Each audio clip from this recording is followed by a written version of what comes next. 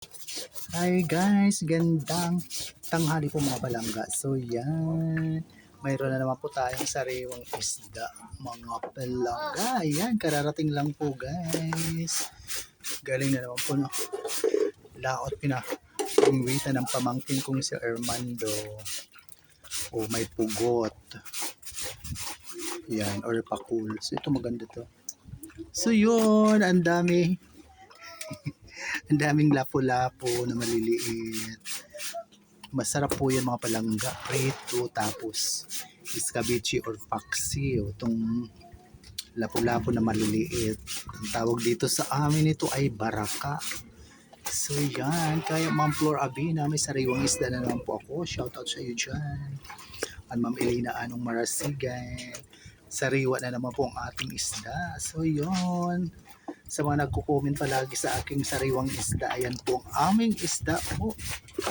Palagi po yan sariwa, hindi po kami bumibili ng isdang hindi sariwa dito sa amin. At ito sariling huli po to, galing sa laot, pinamingwita ng pamangkin ko. So yan. Pwede ito ipaksiw, itinola, or i-frito. So yun po guys. Ganunin natin kasi baka may buhay. So yun guys. Libre na naman po ang ating ulam. Ngayong hapunan kasi siyempre meron na tayo ulam ng tanghalian. So yun.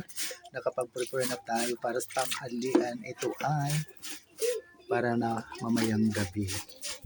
So ayan. Kaya shout out 1 million Dakiliste.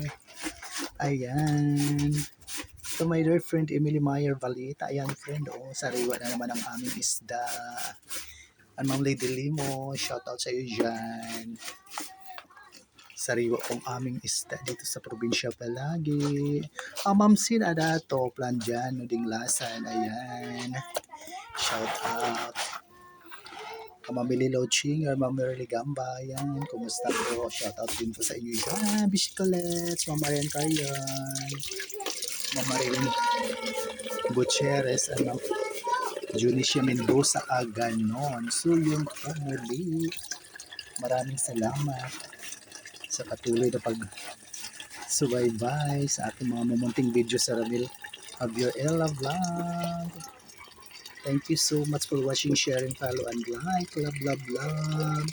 God bless us all po. See you sa next video mga palangga. Bye for now.